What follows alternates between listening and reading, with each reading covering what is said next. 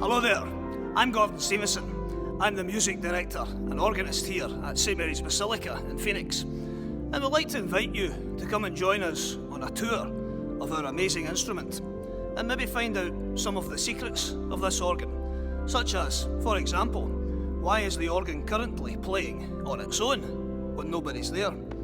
Well, for the answer to that and much more, please join me as we go onwards and upwards.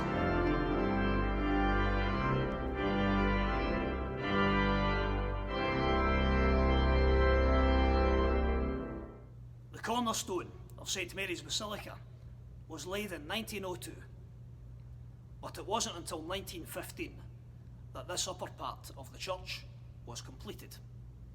And the pastor at that time, Father Novatus Benzing, who himself was a native of Germany, decided that a building of such magnitude would require to have priceless works of art installed, such as the stained glass windows, the Stations of the Cross, the statues, and of course, a pipe organ.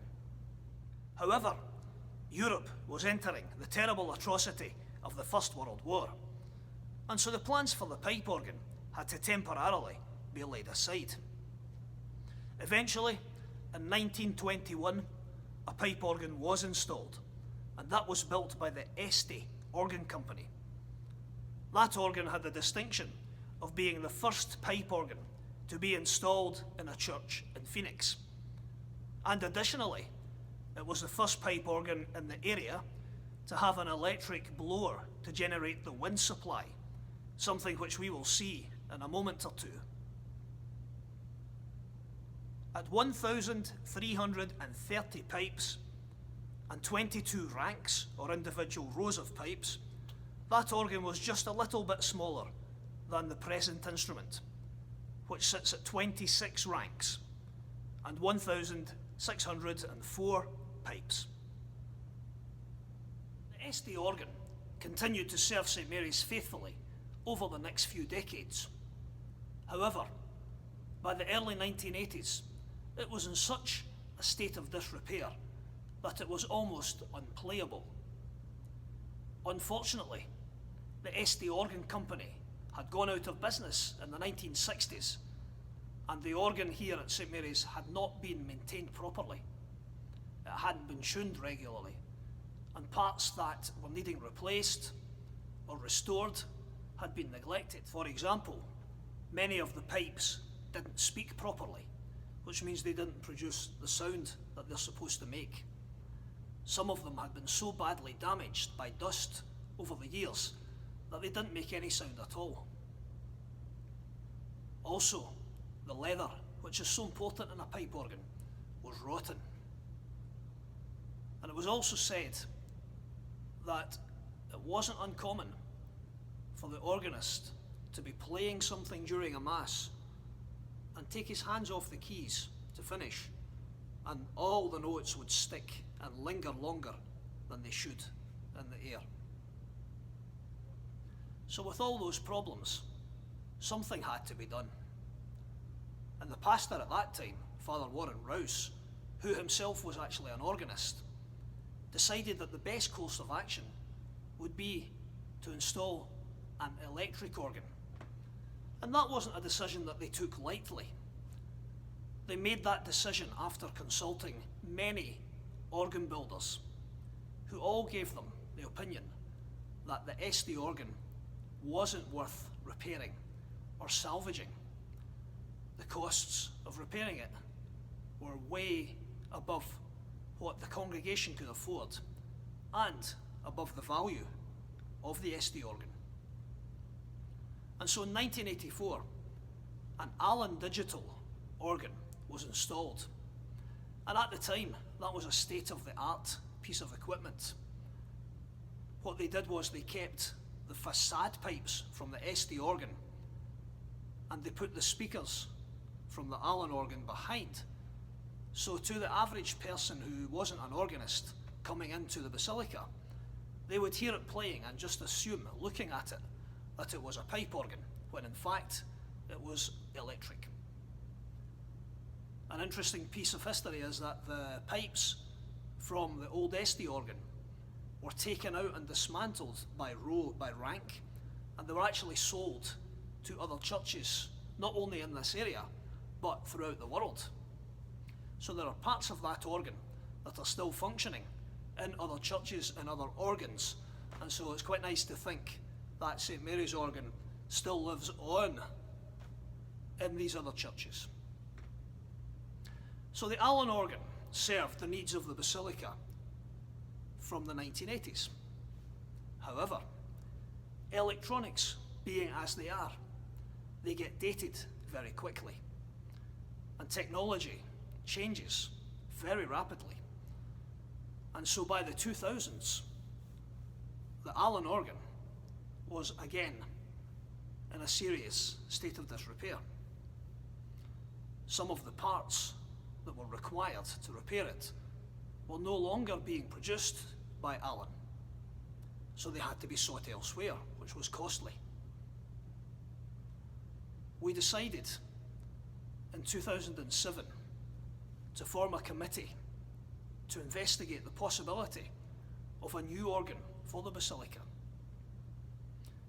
And given that St. Mary's is, first of all, a minor basilica, but secondly, it's a cultural monument, it's a historic monument of the state and also of the nation, we decided that it would be in the best interests of the Basilica looking forward as a centre for liturgical life and for the arts that we should install once again a fitting pipe organ. And so after many field trips and many visits to various builders and churches, we decided that we would hire the Shantz Company of Ohio to build our pipe organ. And after some fundraising efforts and some very generous donations, we were delighted to realise our dream of once again hearing a pipe organ in St. Mary's in 2012, when the current organ was installed. And we thought it was very fitting that the organ should be dedicated to the memory of Pope John Paul II, who visited here in 1987 and addressed a crowd of many thousands of people from the balcony of our basilica. And in fact, he passed the console of the Allen organ upstairs and went through behind the pipes and out onto the balcony. So it seems most appropriate that we dedicated this organ to his memory.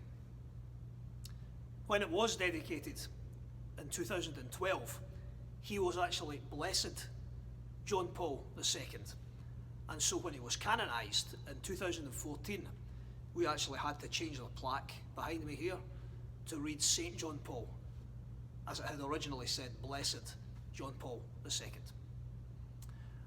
Around here you can see the various plaques, memorial appreciation plaques, and so they are plaques that recognise the donors or major donors of the organ, and they're dedicated, some of them to their families, to their loved ones, to people that maybe have passed away.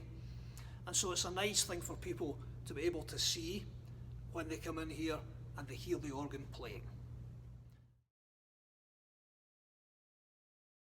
So here we are in the choir loft, and right behind me here is one of my favourite windows in the Basilica. This is the vision of the Messiah in paradise.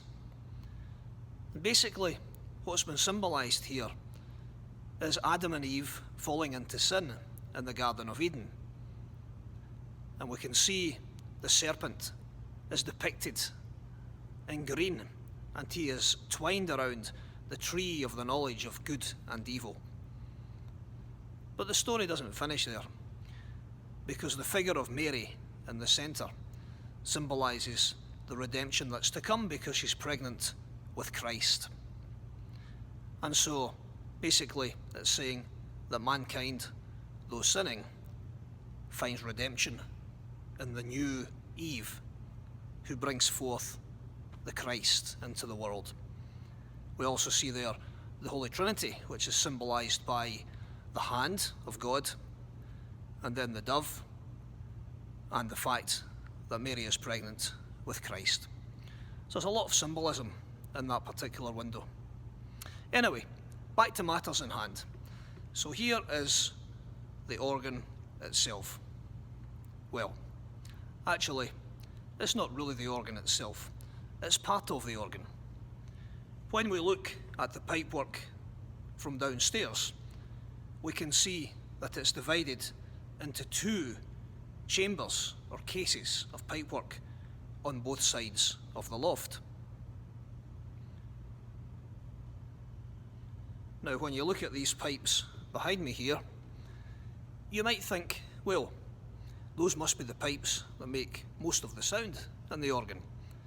But actually, the pipes right behind me here on this side, and there are 23 of those facing inwards, those pipes are actually purely for decoration, and they don't make any sound at all.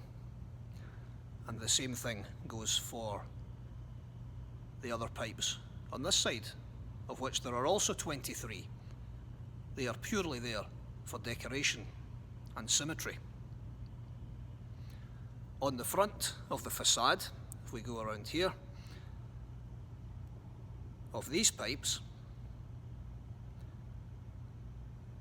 12 of them, the largest ones starting from this side, 12 of them form part of the rank or the row of the open diapason on the Great Manual, which we will explore again later. And 5 of them form part of the rank of the open flute, and the other 9 are purely there for decoration. And then the same thing can be said on this side.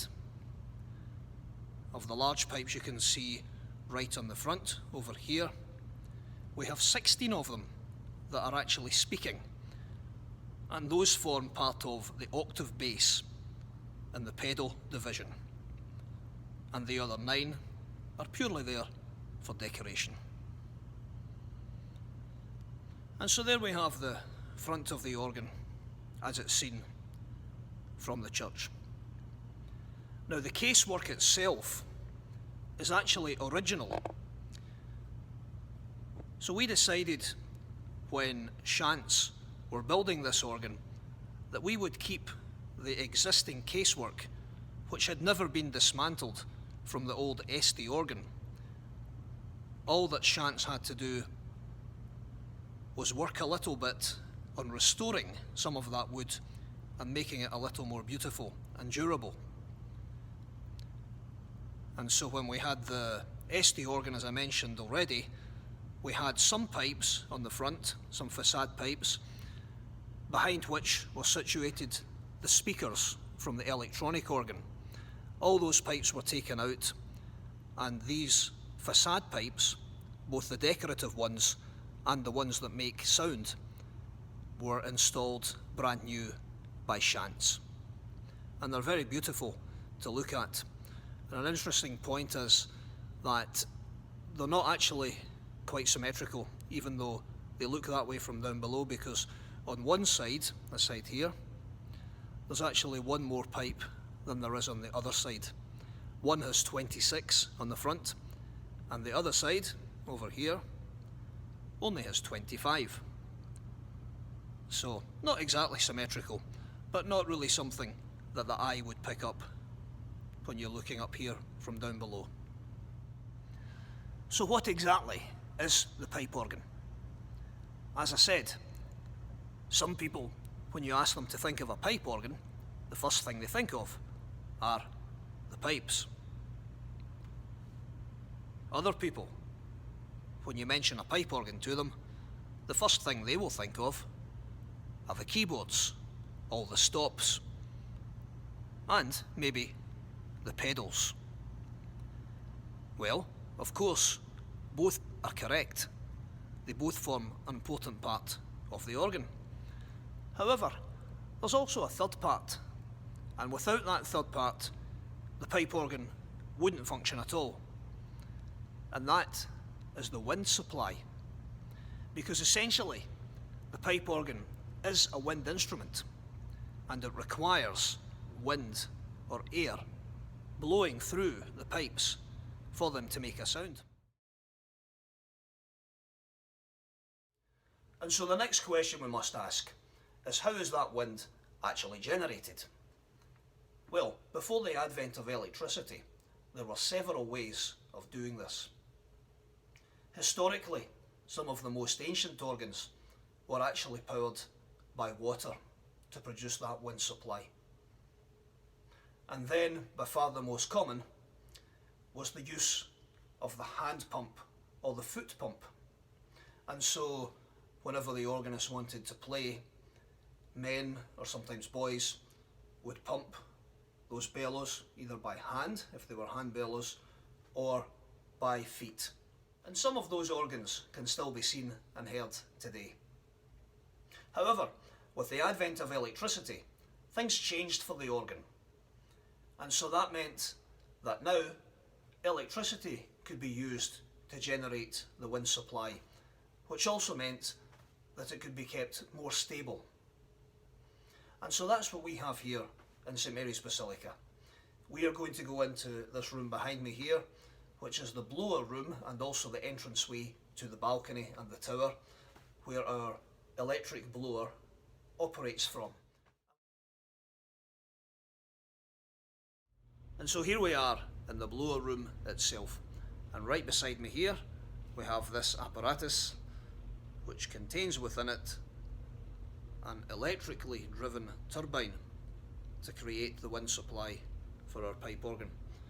And if we have a look here, bring the camera a little closer, perhaps you can see it tells us on there that the capability of this blower is generating 11 inches of wind pressure.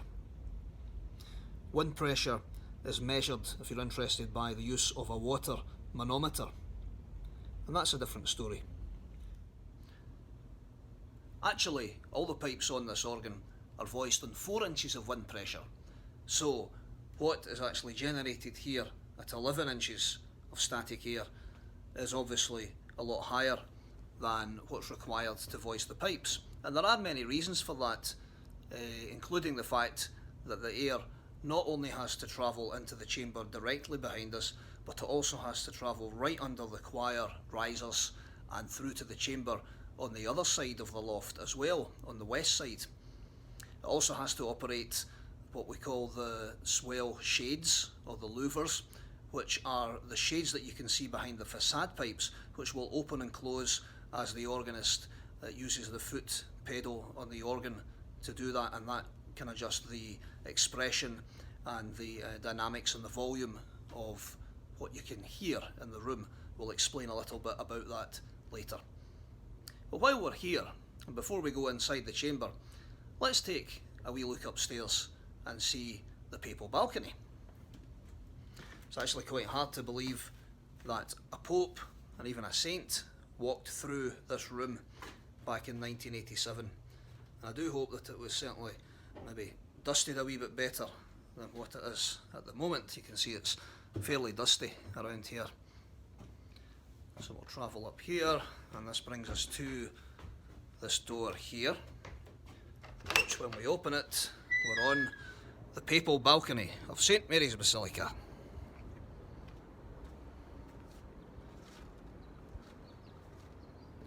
And on this spot right here, Pope John Paul II, St John Paul II, addressed a crowd of many thousands of people on September the 14th in 1987. Of course, back then we didn't have the convention centre building here, so there were plenty of people able to gather right in front of the basilica itself in the open park space. So having said all that, now we're going to go into the swell chamber, or the east side chamber in the loft, and we'll see where that wind, that static air, actually goes, what happens to it, how does it reach the pipes, and then we'll have a look at some of the pipes themselves.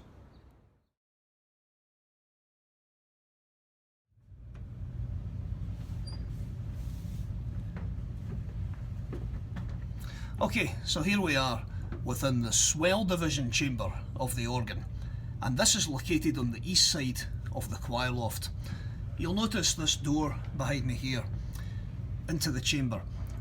Generally speaking, when the organ is not being used, we leave that door open, and that allows the temperature in here inside the case to be more or less the same temperature as the room itself. It allows the air conditioning to flow into this chamber a little easier.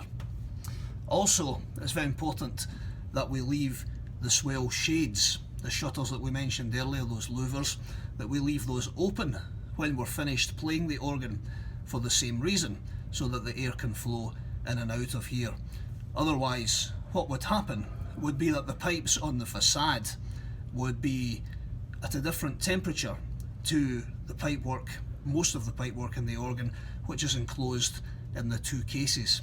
And so you would find that the pitches would be slightly different and would sound out of tune between the pipework. And so one of the first things that we actually find when we come in here is a temperature gauge. We try to maintain a stable temperature of about 73 degrees Fahrenheit. A thorough tuning of the organ could last up to sometimes 6 or 7 hours, and that usually happens just before the Easter season and also once before Christmas season in December. Right now we are running the air conditioning more or less from about 6 AM in the morning until about 9 PM in the evening, and that has to be run at a lower temperature in order to keep the temperature here at 73. So we typically run that at 65, and we have the great advantage of having a train electronical system, and we're able to control that exactly from our computers. So we're able to monitor and see what exactly the air conditioning is doing at any given time. Of course, in the winter we have the opposite problem, because it gets so cold in the mornings and through the night that in December quite often the temperature will drop, and so mid-December we turn on the heating, and that can unfortunately sometimes cause a spike if too much heat is produced, plus the body heat of the people in the Basilica, especially at the Christmas services. And so we have to be very careful that when we do put heat on, it's minimal and it's run at a lower temperature than you would typically heat your house at. It's not been unknown for me to have to run in here to the chambers and try and fix a badly out of tune pipe right before midnight mass, which is not a very pleasant experience. What happens with the pipes themselves is that if a pipe obviously is overheated, it's going to sound sharp because the air is less dense and it's oscillating faster and producing a sharper sound through the pipe. And the opposite effect, of course, when it's too cold, like in the winter mornings, when you come in and switch on the organ and play something, it might sound flat, and that's because the pipe itself is cold and the air is thicker that's flowing through the pipe and through the chambers here.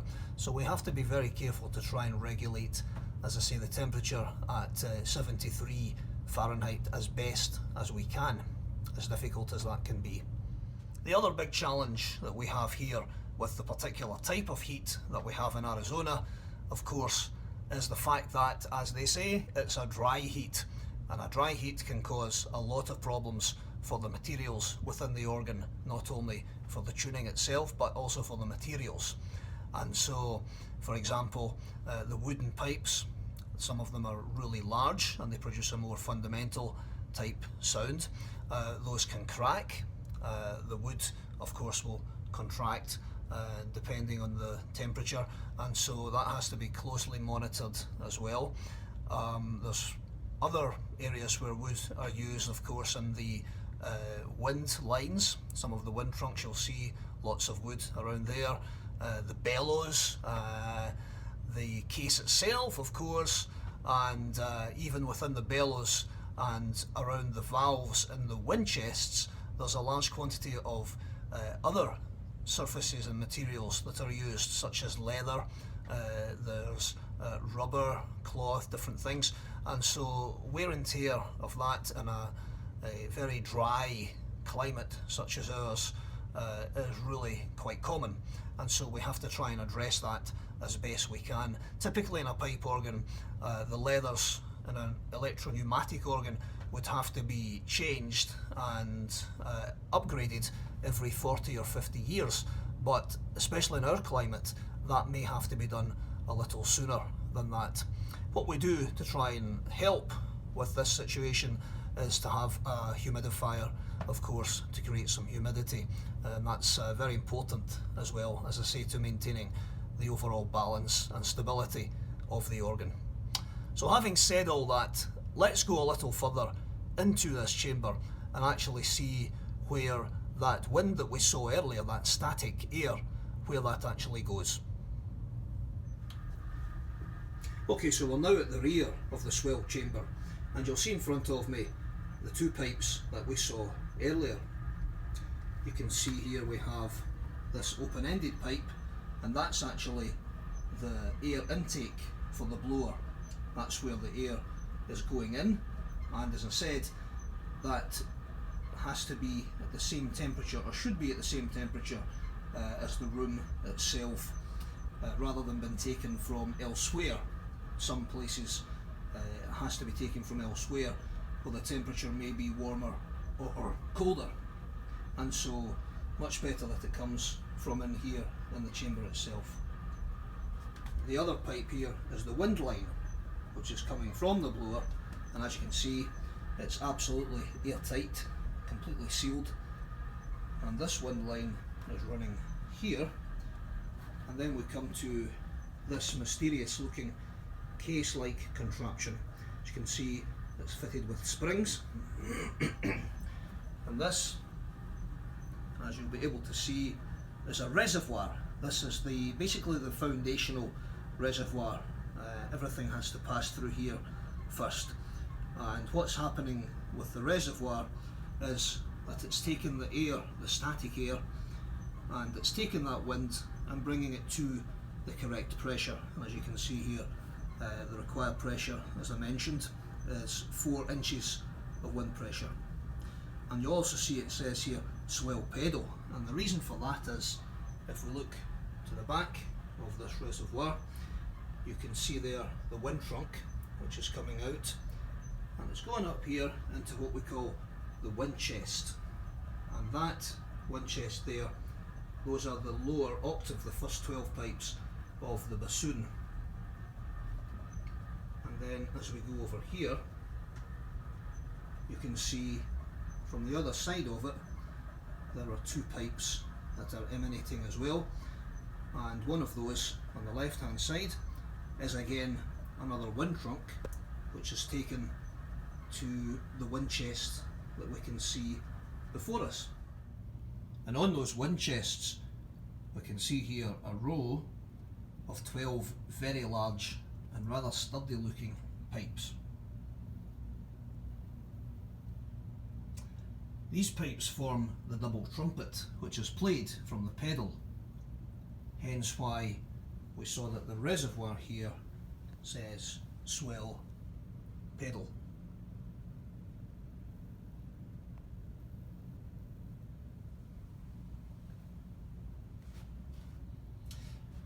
Now, the largest of these pipes is actually 16 feet in length, and that is the largest pipe that we have in the organ, and actually the only full length, what we call an open 16-foot pipe, and that is it right over there in the corner.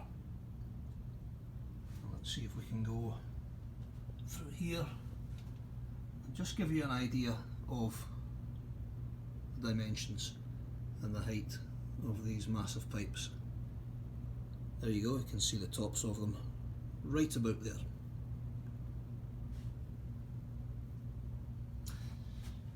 Now we call these mitred pipes because they look a bit like a bishop's mitre. You can sort of see that there. And the reason that they're shaped in this way is basically because there's not enough space to have the pipes fully laid out or stand up straight at 16 foot in length, and so they're twisted and they're curved like that to provide the length that's necessary. Now, the reason that we categorise pipes by length is because, in the simplest terms, the length of the pipe is really the crucial factor in determining the pitch that it will play. So, for example, if I were to play middle C on a piano and I want to hear that exact same pitch on the organ, I'll play middle C at the console and I'll pull a stop that says 8 foot, which will play one of the 8 foot ranks and will give us the exact same note. So we would say that an 8 foot rank on the organ is what we call unison, or the actual pitch. Now, if I continue to hold that middle C, but this time I pull out a 4 foot stop, I would hear the C an octave above. And if I pulled out a 2 foot stop, it would be the octave above that. And going conversely, if I pulled out the 16 foot stop, what we'll hear will be the octave below the unison pitch. And so basically, the longer and the larger a pipe is, such as these pipes here, the lower the sound the pitch is going to be.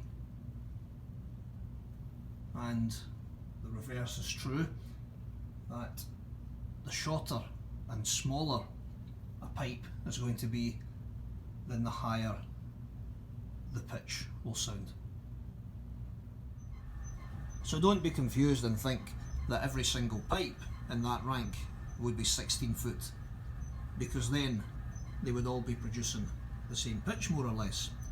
So naturally the largest one will be the number that it would say on the organ stop, 8 or 16 or 4 or so on, and the rest of the rank would then descend in length. And so moving over here, we mentioned already that these pipes we can see at this side of the reservoir belong to the bottom octave of the bassoon rank. Again, several of them are slightly mitered there as well. Now, the bassoon rank itself is a 16 foot rank. However, these pipes are actually half length, and that's fairly common in a lower pressured or a softer reed in an organ of this size, to have half length resonators. They don't really require to be the full length to produce the 16 foot pitch and to do it well. So once again, the reservoir and the other pipe that we saw there is the continuation of the wind trunk, and as you can see, it goes around here, around the corner, and if we look just between those two pipes of the double trumpet, you will see it going, disappearing round the corner and going underneath the choir risers, and it's basically going to the other side of the choir loft, to the east side, where it will supply the wind for that entire chamber. So as I said, there's a lot of wind basically running through the instrument at any one time. You can also see on the reservoir, if I go like this to this material here, it's springy. It springs back up, because when the organ's on, that means it's doing its job. If we turn the organ off, basically that would be lower and would be flat. Also see in the back there a little mouse trap, and even though we are a Franciscan parish, and I always tell people we're very considerate towards the animals and things, unfortunately we're not as considerate towards the mice and the rats, because they're not very considerate towards the organ. And so we've had some problems in the past. So you'll see around here we actually have several traps, because we have had mice eating through some of the cabling before and causing large amounts of damage, and also costing us large amounts of money. So yes, we're a Franciscan parish and we care for the animals and creation, but maybe just not so much for the rats inside the pipe organ.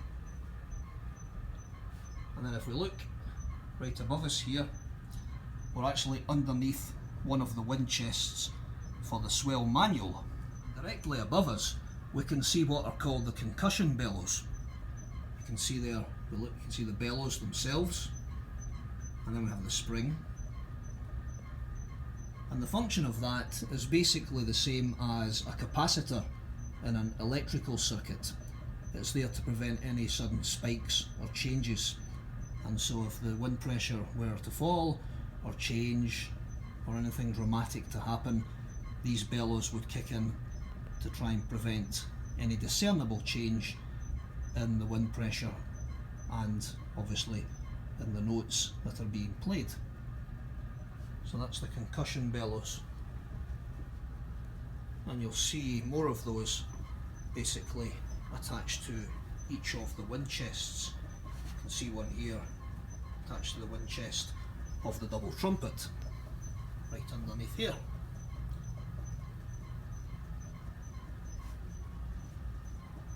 Also from here we can see the swell shutter mechanism. You can see there it says standard swell engine. This is basically what operates the shades that I mentioned earlier, the louvers that can be opened and closed from the shoe pedal on the organ console to give expression and volume. And as you can see, requires 6 inches of wind pressure for the pneumatics here. And if we look a little higher, you may be able to see those louvers from here. You can just about make them out. We'll get a better picture of them when we're higher up within the instrument. But that's basically what that swell engine does. And what's really interesting about this organ is we actually have 2 of those in each side. So normally there would only be 1 for each chamber, but this organ has a really interesting function in that we can shut off the front ones to the nave, they're called the nave shades, to the front of the church, and allow us to have greater control over the expression and the dynamics of a piece that we're playing, so that these ones here would remain open, but we could shut off the front ones, which are operated by another swell engine which is right over by the door over there, and that would allow us to have, as I say, sort of a double expression control. So that's operated by one of the tabs that's found on the console, as to put off to close the front shades, but to keep these ones open before we actually do anything with the shoe pedal, which would close the entire shades or louvers. Now, looking again at the foundational reservoir that we saw earlier, you can see that the wind trunk continues here, very carefully protected by all this wood right here. You can see that moves along here to provide the wind for the rest of the pipes within this chamber. And that brings me to the second reservoir right here. And this is one of the most fun parts of the organ, I think. You can see this moving piece of equipment here. That is the tremulant of the organ, and that's what causes the slight vibration in the pitch. At the moment it's turned on, obviously, but if that were turned off from the organ console, that piece of wood would basically just be stationary and would be flat. What it's doing is producing vibrations in the air within this reservoir, reservoir 2, which is, as you can see, for the swell manual, which means that all the stops that we might hear in the swell manual have this capability of having that vibrating type of sound. It's a little like the human voice. I could sing a note and sing it very straight, for example, no, or I could sing it with a little warmth and vibration, no, and so you see the difference.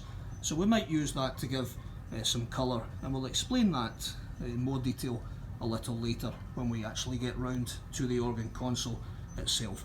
So that's the second reservoir, the swell manual, with, as I say, the tremulant working on top of the reservoir.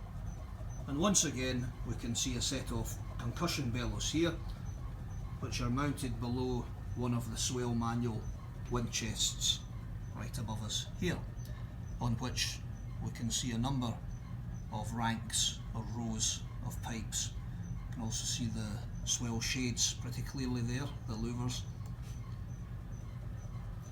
The other set is right over here, the second wind chest for the swell manual, and that's receiving its wind from here. Again, the wind trunk coming from that same swell manual reservoir. At this side of the reservoir we can see there's another connecting pipe, and this is the wind trunk moving more wind into the third and final reservoir here, which is for the pedal principle. That's for the 8-foot octave bass, and those are the pipes that we can see on the facade of the organ, or some of them at least. The rest of them are actually contained within this enclosed wooden box right here. So they're actually not part of the expressive or enclosed division of the organ, because the shutters, the louvers, stop right there, and of course the facade pipes you can see are right in front of them, so they can't be controlled by the swell shutters, so there's no control over the volume or the dynamic of those pipes. Same thing goes for the ones that are inside this case right here. They are open on the front to speak into the room, so we call that an encased set of pipes in there. So anyway, that's the octave bass pedal principle. Now we're going to take a look up this ladder, and we're going to go on to the upper walkway here and find out a little bit about the pipes themselves. So upon ascending the ladder and arriving here at the upper walkway, the first items that are presented to our view are once again a temperature gauge and a skull. And if we look over here, we can see several of the ranks of pipes. When we say a rank of pipes, we basically mean a row of pipes.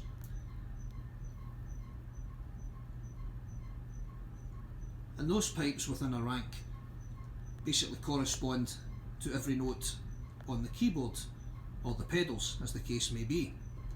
And typically a manual rank is going to have 61 pipes corresponding to the 61 notes of whatever type of pipe it may be, whatever sound it would be.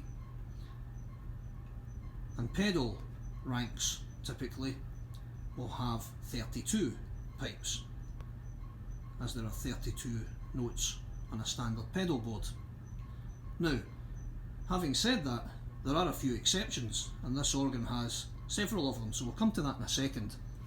But just before we do that, let's have a look at these large pipes right in front of us there. These are the tops of the double trumpet pipes. You can see the 12 pipes there that we saw from down below, and the largest one, if you remember, is right over there in the left hand corner, the 16-foot mitred pipe.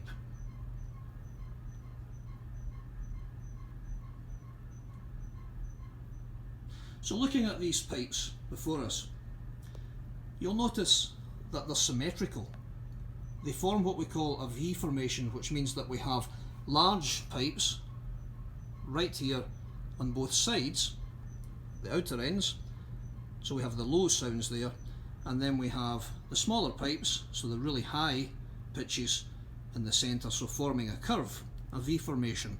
We also would call that a diatonic formation, diatonic layout, which means that they basically go in two whole tone scales. We could think of it as being, rather than being in chromatic formation, which some organs will have, and some divisions do have chromatic layout, which is where all the large pipes are together and they go down in a sequence until you reach the smallest pipes, which doesn't look so symmetrical, although it doesn't matter too much when you're inside a case or chamber like this where people don't really see it. So we have two sides, as I mentioned, in a diatonic formation. I'll show you here. This here is the C side, and so it forms the whole tone scale beginning on C, and we actually have the names of the notes on the pipes, so that's quite useful for a tuner. We have C, D, E, F sharp, G sharp, A sharp, and back to C, and so on. So we have the whole tone scale beginning on C. And you can see that they're laid out as well in two rows. They're actually, if you look straight on, you can see that they're laid out at a diagonal angle. So that is easier for the tuner, but it also represents that it's one rank of pipes. It's not two individual ranks resting upon the one pipe rack. We actually have one rank of pipes there. It's just that they're laid out for the sake of space and convenience in two rows. So we have we can call that thirds formation as well, because the front row and the back row, when you go along those rows, they'll form thirds. So for example, the back row we have C, E, G sharp, and so on, and the front we have D, F sharp, A sharp, D, and so on. And the same thing goes for the other side, which would be the C sharp side. So you would have the whole tone scale there beginning in C sharp, with again the largest, the lowest pipe at the end, and then working your way towards the centre here with the highest pitch in the rank. Now if we get a little bit closer, you'll be able to see the names of the ranks. And furthest away from us there, we can see the 8-foot chimney flute. See, it says there, 8-foot chimney flute. And these particular pipes have caps on the top of them that look a little bit like a chimney, hence the name chimney flute. Now that's known as a half-stopped pipe because of the hole in the cap, which gives it a very distinctive sound by emphasising what we call the fifth harmonic of the overtone series. And we'll explain a little bit more about the overtone series just in a moment.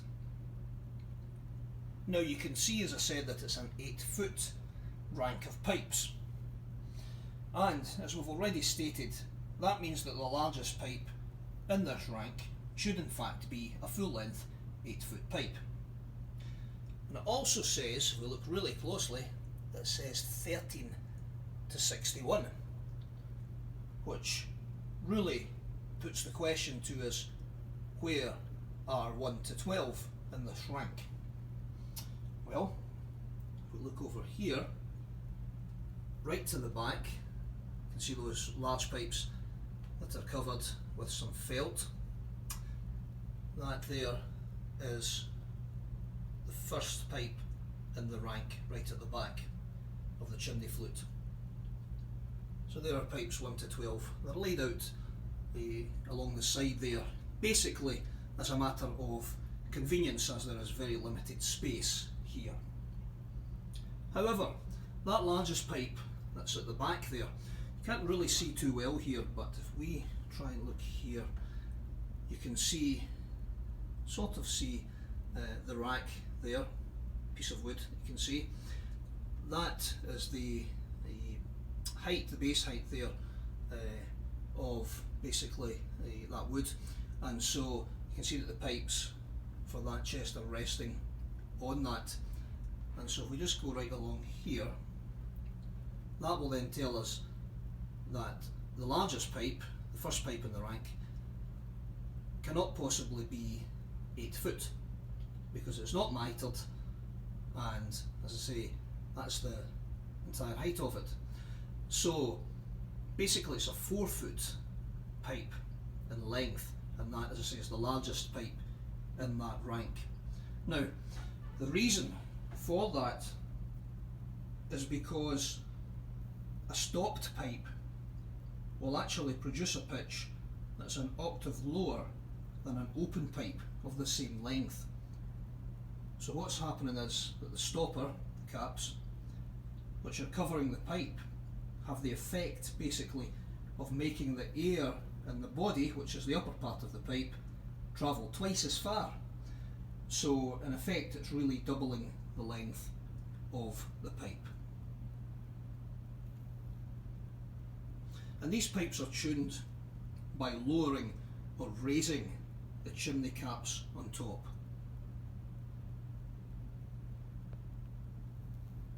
Now we step forward again here, we can see that we have the 4-foot open flute. And looking at this rank, you'll notice right away that it's a little bit different in its own way, because it has several metal pipes. The metal pipes typically are made of a mixture of lead and tin, but you'll notice that it has a lot of wood pipes as well, which makes it pretty unique. The wood pipes basically give a very precise and clear sound, and an organ builder often uses wood for a rank such as this to give it a sort of different tonal quality to what you would hear from any of the metal pipes. And on top, we look in there, you can see the metal flaps that are used for tuning the pipes. Now the next row of pipes here, the next rank, is a little different again.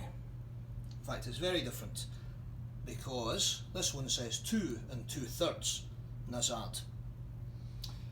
Okay, so this is what we would call a mutation stop. These stops are never played on their own, but rather are used to add colour, and that could often be that you would play this stop together with the 8-foot chimney flute, and it would produce a very unique and colourful sound as a solo stop. And again, that brings us back to what we call the harmonic or the overtone series. Now that's basically the series of notes which resonate and combine together to form the pitch that we perceive when we are listening. If you play a note on a piano, for example, and hold the sustain pedal and you listen really carefully, what you're actually going to hear are some other pitches that are vibrating almost in the distance alongside the fundamental note that you're actually playing.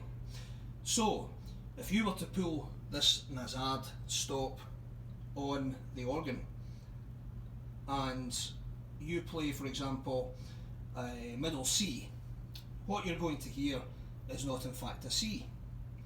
What you'll hear will be the G of the next octave above, as that is 12 degrees higher in the scale.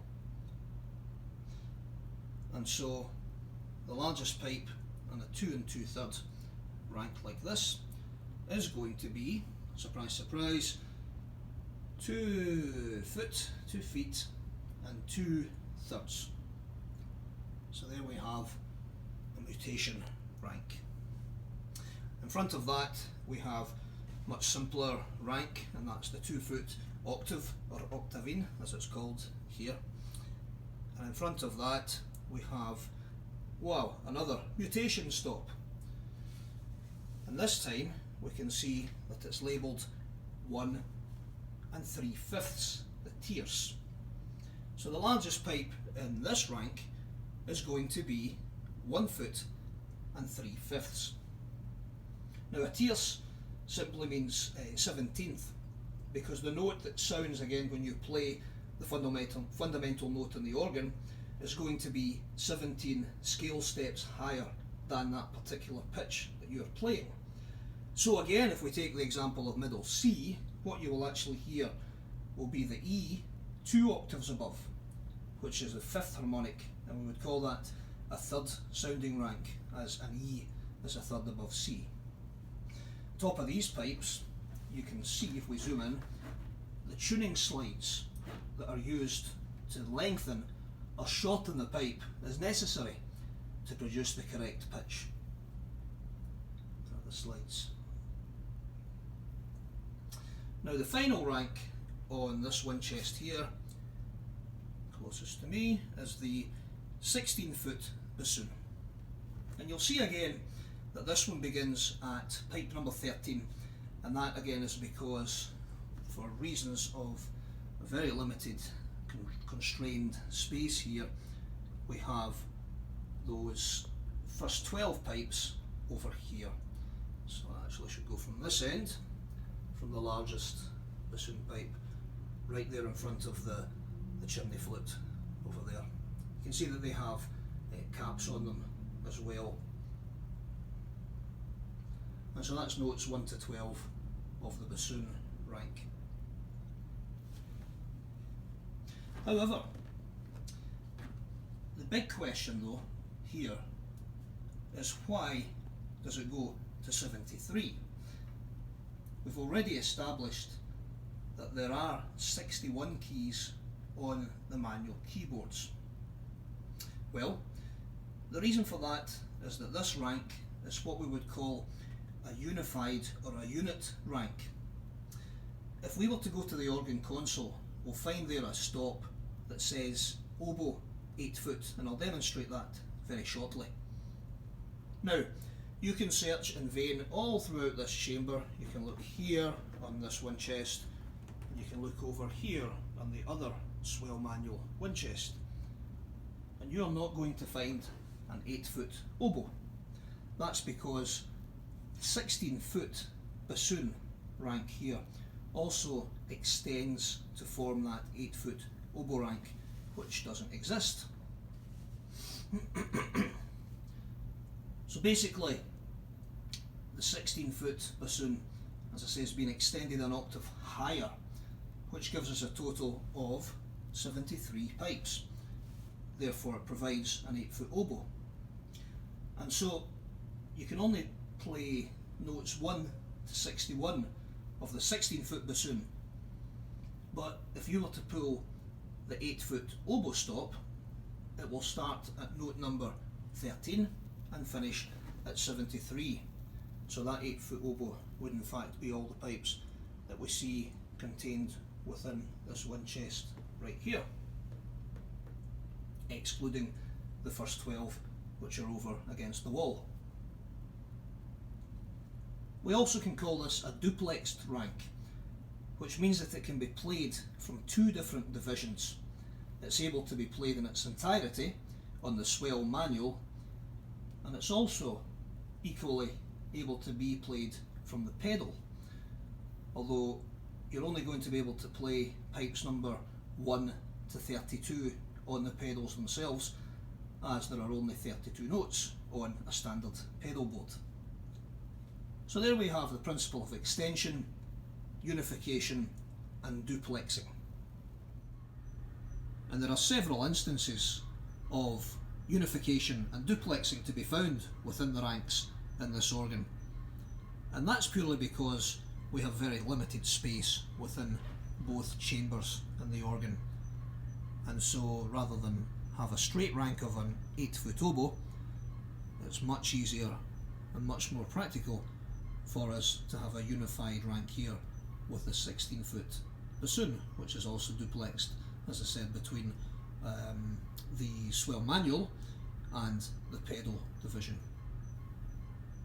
Just before we leave the bassoon pipes here, this is a good opportunity just to quickly explain the two different types of pipes within an organ. So basically you have two different types of pipes.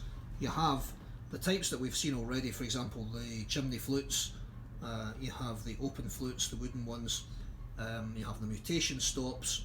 Those are all what we call flue pipes, and what that basically means is that the way the sound is being produced in those pipes is purely by the air going in through the pipe, so the wind comes in through the toe hole at the bottom, and the wind passes through the pipe, it will pass over the mouth, and then the length of the pipe will determine basically the pitch of that pipe.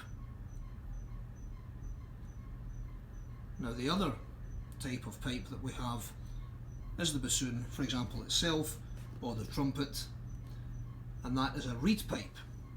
And so on a reed pipe you can notice that they look completely different to the flue pipes. On a reed pipe you'll see that they have the tuning wire here, and again the tuner, organ tuner will not touch that with his hands. He'll use the metal tuning knife to be able to either raise or lower the pitch. And what he's actually doing there is that he's not extending the length of the pipe. And in this instance, in a reed pipe, what we're actually doing is we're extending, or we're decreasing the length of the reed itself, because within these pipes there is a tongue vibrating, a reed, which is producing the sound. And so the body of the reed pipe is called the resonator, and the sound is basically produced, as I say, by the reed vibrating within that pipe. The wind enters in the same way as the flue pipe, comes up through the toe hole, but the reed pipes don't have a mouth, and that's the basic difference. So you have your reed pipes and flue pipes within an organ. Now if we go over to this side here, the second wind chest for the swell manual, we can see that we have some other ranks here that we can point out. As we do that, you can actually see that we get a pretty nice view of the church. Looking down right through there, you might be able to see down towards the altars through the swell shades of the louvers. Those are the nave shades that I was talking about earlier, that can be independently closed and opened, while these ones at this side remain open looking into the choir loft. So on this wind chest you'll see we have 5 ranks of pipes resting. Here we have a very interesting one called the plein jeu, and you can see it's got the Roman numeral 4 on there. So what does that mean? Well, basically a plein jeu is a mixture rank, and so again, like the mutation stops, this would not be used on its own. It uses some of the harmonics working together to produce a very bright chorus sound that we would add to the fundamental or the basic organ sound to produce colour and brightness. And so that is a 2-foot rank, as you can see, and the highest, or the tallest I should say, pipes, which are really the lowest notes, are to be found there at the end. The way it's laid out, it's actually in V formation like the other side, but this side is reversed. So rather than being at that end, having the lowest pipe at that end, we have the lowest pipe here, purely for space, because when we get to the larger pipes that you can see there, we don't have room for them to be laid out in a symmetrical V formation. So they are in diatonic V formation, they're just not laid out symmetrically. So why are there 4 rows though? And well, that's because if you look again, we can see the Roman numeral 4 there, and that's telling us that there are 4 ranks that make up this one individual stop, the plein jeu. And so it's basically when you pull out that stop on the organ that says plein jeu, you're actually producing sound through 4 ranks of pipes at once. So that stops operating these 4 ranks. And again, as I said, it's using the harmonics, the overtones, to create a very unique, colourful sound. Now behind that you can see we have the trumpet, 8-foot trumpet, and again you'll see, if we look along there, the largest pipes, the lowest notes at 8 foot, and those are mitered again so that they'll fit in to this space, mitered pipes, to create 8-foot length.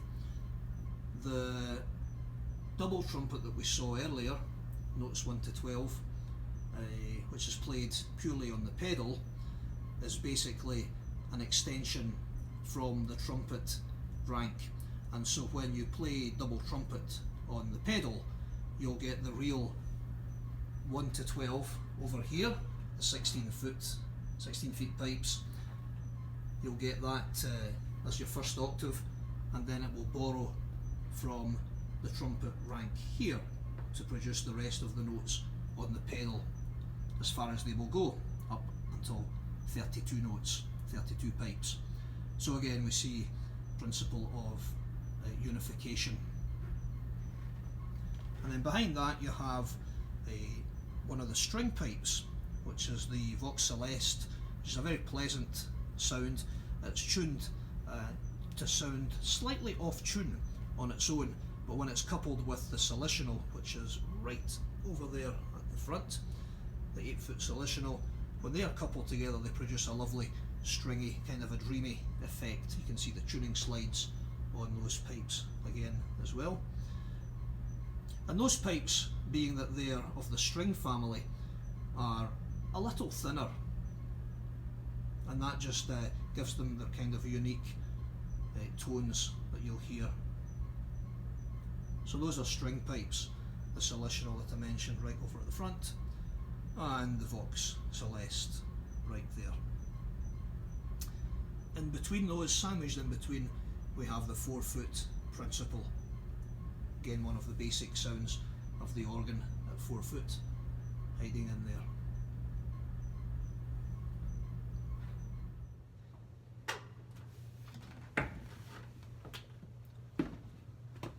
So now that we've learned a bit about the history of St Mary's pipe organ, and that we've seen the wind supply in the blower room, and we've explored the swell division, we'll conclude for this episode. Please join me for our next instalment, when we will go and explore the Great Division, which is located on the west side of the choir loft. And of course, we'll take an in-depth look at the organ console, and we'll see how the music is made. Thanks very much for joining me, and haste ye back.